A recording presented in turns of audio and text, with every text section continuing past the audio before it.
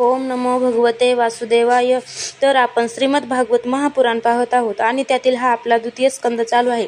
द्वितीय स्कंदातील हा अध्याय 9व्या अध्यायामध्ये आपण ब्रह्मदेवाचे भगवद्धाम दर्शन आणि त्यांना भगवंताच्या द्वारा चतुर्श्लोकी भागवताचा उपदेश पाहणार आहोत. श्री सुक म्हणाले, परीक्षिता, जसे स्वप्नात पाहिलेल्या पदार्थांशी पाहणाऱ्यांचा संबंध नसतो, तसेच देहाहून वेगळ्या अशा ज्ञानस्वरूप आत्म्याचा स्वतःच्या मायेखेरीज दृश्य पदार्थाबरोबर काहीही संबंध नसतो. विविध रूपे धारण केलेल्या मायेच्या कारणाने तो पुरुषही विविध रूपाचा भासतो. जेव्हा तो त्या गुणात रममाण होतो तेव्हा हा मी आहे आणि हे माझे आहे असे मानू लागतो. परंतु जेव्हा काल आणि माया या दोन्हींच्या पलीकडे जाऊन आपल्या अनंत स्वरूपात मोहरहित होऊन रममाण होतो तेव्हा मी माझे हा भाव सोडून तो पूर्ण उदासीन होतो. ब्रह्मदेवाच्या निष्पट तपस्येने प्रसन्न होऊन भगवंतांनी त्याला आपल्या रूपाचे दर्शन करविले आणि आत्मतत्वांचे ज्ञान होण्यासाठी ज्या परमसत्य वस्तूचा उपदेश केला तोच मी आता तुला सांगतो. तिन्ही लोकांचे परमगुरु आदिदेव ब्रह्मदेव आपल्या जन्मस्थानी कमळावर बसून सृष्टी रचना करण्याच्या इच्छेने विचार करू लागले. परंतु ज्या ज्ञानदृष्टीने सृष्टी निर्मिती खात्रीने होऊ शकेल ती दृष्टी त्यांना प्राप्त झाली नाही. हे राजा, एक दिवस ते प्रभू असा विचार करीत बसले असता प्रलय काळाच्या समुद्रात त्यांनी व्यंजनातील 16वे आणि 21वे अक्षर तत् आणि प तप कर अशा प्रकारे 2 वेळा ऐकले. महात्मे लोक या तपालाच अधनांचे धन मानतात. हे ऐकून ब्रह्मदेवांनी हे शब्द उच्चारण्याला पाहण्याच्या इच्छेने 4ही दिशांकडे पाहिले, पण तेथे दुसरे कोणीच दिसले नाही. ते आपल्या कमळावर बसले आणि मला तप करण्याची जणू आज्ञा झाली आहे असा निश्चय करूनच आणि त्यातच आपले हित आहे असे समजून त्यांनी मनाने तपाला प्रारंभ केला. ब्रह्मदेव तपस्वी लोकांमध्ये सर्वात मोठे तपस्वी आहेत. त्यांचे ज्ञान अमोघ आहे. त्यांनी त्यावेळी दिव्य 1000 वर्षापर्यंत एकाग्र चित्ताने आपले प्राण, मन, कर्मेंद्रिय आणि ज्ञानेंद्रिय यांना आपल्या अधीन ठेवून तपश्चर्या केली. त्यामुळे ते सर्व लोकांना प्रकाशित करण्यास समर्थ झाले. त्यांच्या तपश्चर्येने प्रसन्न होऊन भगवंतांनी त्यांना जो सर्वात श्रेष्ठ आहे आणि ज्याच्या पलीकडे दुसरा लोक नाही असा आपला वैकुंठ लोक दाखविला. त्या लोकात कोणत्याही प्रकारचे क्लेश, मोह आणि भय नाही. आत्मवेत्ते ज्ञानी त्यांची स्तुती करीत असतात. तेथे रजोगुण, तमोगुण आणि मिश्र असा सत्वगुण पण नाही. तेथे काळाचा प्रभाव चालत नाही की माया पाय ठेवू शकत नाही. तेथे इतरांची काय कथा, तेथे देव दानवांनी पूजलेले भगवंताचे पार्षद राहतात. त्या पार्षदांचे उज्ज्वल श्यामवर्ण शरीर आहे. कमळाप्रमाणे नेत्र आहेत. ते पितांबरधारी आहेत. त्यांचे तेज दिव्य असून ते कमलतेची मूर्तीचे आहेत. सर्वांना 4-5 हात आहेत. ते स्वतः अत्यंत तेजस्वी असून रत्नजडित सुवर्णांची प्रभायुक्त आभूषणेही ते धारण करतात. त्यांचे रूप प्रवाळ, वैडूर्य आणि कमळांच्या उज्ज्वल तंतूसारखे आहे. त्यांच्या कानात कुंडले, मस्तकावर मुकुट आणि गळ्यात माळा शोभून दिसत आहे. जसे आकाश चमकणाऱ्या विजेप्रमाणे असणाऱ्या ढगांनी शोभून दिसते तसाच तो लोक सुंदर स्त्रियाप्रमाणे कांती असणाऱ्या दिव्य तेजोमय महात्म्यांच्या विमानांनी सर्वत्र सुशोभित झालेला असतो. त्या वैकुंठ लोकात लक्ष्मी सुंदर रूप धारण करून आपल्या अनेक विभूतीद्वारा भगवंताच्या चरणकमलांची अनेक प्रकारे सेवा करीत असते. कधी कधी ती झोपाळ्यावर बसून आपल्या प्रियतम भगवंतांच्या लीलांचे गायन करू लागते तेव्हा ब्रह्म स्वतः लक्ष्मींचे गुणगान करू लागतात. ब्रह्मदेवांनी पाहिले की त्या दिव्य लोकात सर्व भक्तांचे रक्षण करते लक्ष्मीचे पती यज्ञपती तसेच विश्वपती भगवंत विराजमान आहेत आणि सुनंद, नंद, प्रबळ, अरहत इत्यादी मुख्य पार्षदगण त्या प्रभूंची सेवा करीत आहेत. प्रभूंचे मुख कमल प्रसन्न हास्य व लालसर नेत्रांनी युक्त आहे. दृष्टी मोहक आणि मधुर आहे. भक्तांवर कृपा करण्यासाठी ते उत्सुक आहेत. त्यांच्या मस्तकावर मुकुट आणि कानात कुंडले आहेत. त्यांनी पितांबर परिधान केले आहे. ते चतुर्भुज असून त्यांच्या वक्षस्थळावर लक्ष्मी विराजमान आहे.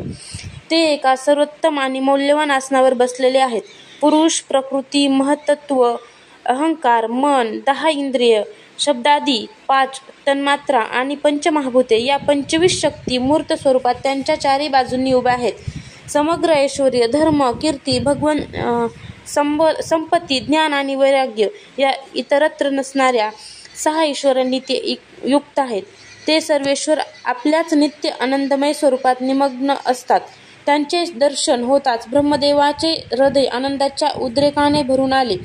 शरीर पुलकित झाले. प्रेमभराने डोळ्यातून अश्रू वाहू लागले. परमहंसांच्या निवृत्ती मार्गाने जे प्राप्त होतात त्या चरणांना ब्रह्मदेवांनी नमस्कार केला. आपल्या आज्ञेला पात्र असणाऱ्या प्रिय ब्रह्मदेवाला सृष्टी निर्मितीसाठी आलेला पाहून भगवंत अतिशय प्रसन्न झाले. त्यांनी ब्रह्मदेवाचा हात आपल्या हातात घेऊन आणि मंदहासयुक्त मधुर वाणीने ते म्हणाले. श्रीमद भगवान म्हणाले, ब्रह्मदेवा, तुझ्या हृदयात सर्व वेदांचे ज्ञान आहेच. तू सृष्टी रचनेच्या इच्छेने चिरकाल तपश्चर्या करून मला चांगल्या प्रकारे संतुष्ट केले आहे. मनात प्रापंचिक बुद्धी ठेवून योग साधना करणारे मला कधीच प्रसन्न करू शकत नाहीत. तुझे कल्याण असो. तुझी इच्छा असेल तो वर माझ्याकडे माग. वर देण्यास मी समर्थ आहे. जीवांच्या सर्व कल्याणकारी साधनांचे पर्यवसान माझे दर्शन हेच आहे. तू एकांतात माझी वाणी ऐकून एवढी घोर तपश्चर्या केलीस, म्हणूनच माझ्या इच्छेनेच तुला माझ्या लोकांचे दर्शन झाले. सृष्टी रचनेविषयी किंकर्तव्यमूढ झालेल्या तुला तप करण्याची मी आज्ञा केली. कारण हे निष्पाप ब्रह्मदेवा, तप हे माझे हृदय आहे आणि मी स्वतः तपाचा आत्मा आहे.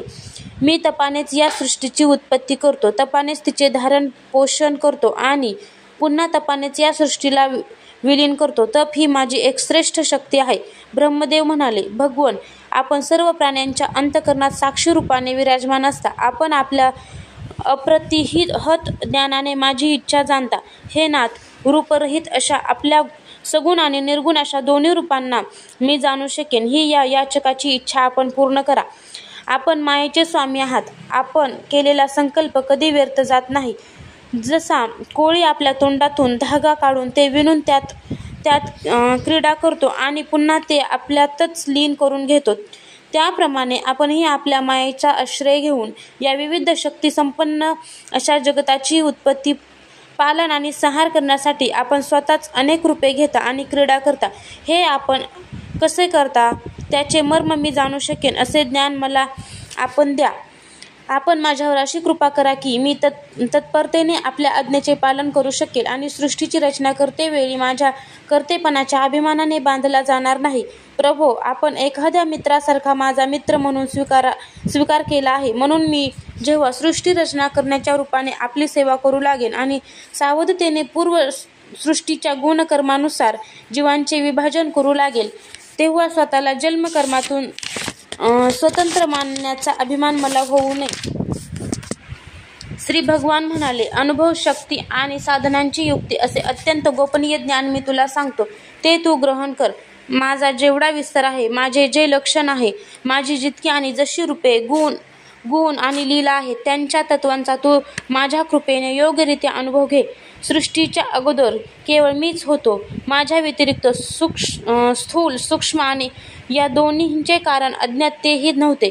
या सृष्टीच्या उत्पत्तीनंतर जे काही प्रतीत होत आहे तेही मीच आहे. तसेच प्रलयानंतर जे काही शिल्लक राहील तेही मीच असेल.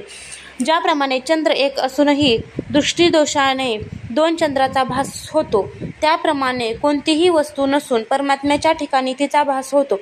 किंवा ज्याप्रमाणे नक्षत्रात राहू असून तो दिसत नाही, त्याप्रमाणे आत्मा असून त्याची प्रतीती येत नाही, ती माझी माया समज.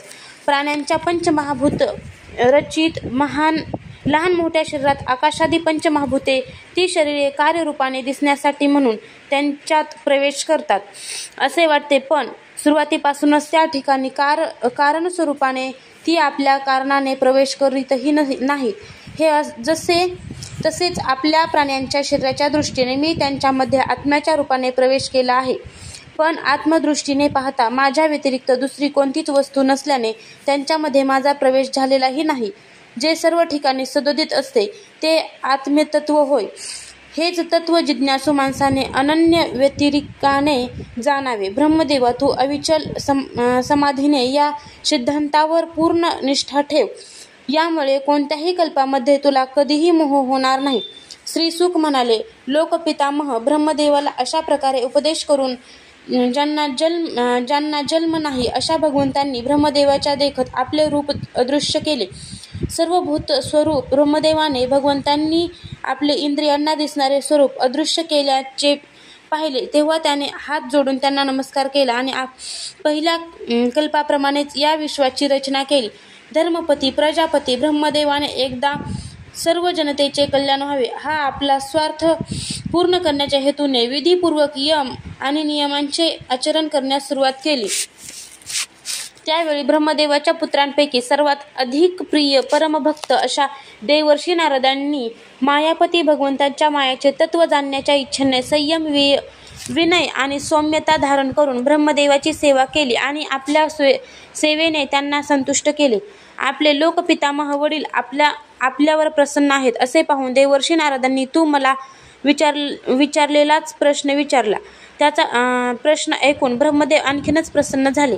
मग त्यांनी हे 10 लक्षणांची युक्त असे भगवंतांनी सांगितलेले भगवत पुराण आपला पुत्र नारद यांना सांगितले. परीक्षिता, ज्यावेळी परमतेजस्वी व्यास सरस्वतीच्या तीरावर बसून परमात्म्याच्या ध्यानात मग्न झाले होते त्यावेळी देवर्षी नारदांनी हेच भागवत त्यांना सांगितले होते. विराट पुरुषापासून या जगाची उत्पत्ती कशी झाली हा आणि दुसरे बरेचसे जसे प्रश्न तू मला विचारलेस त्या सर्व प्रश्नांची उत्तरे मी तुला देत आहे. अध्याय 9 समाप्त.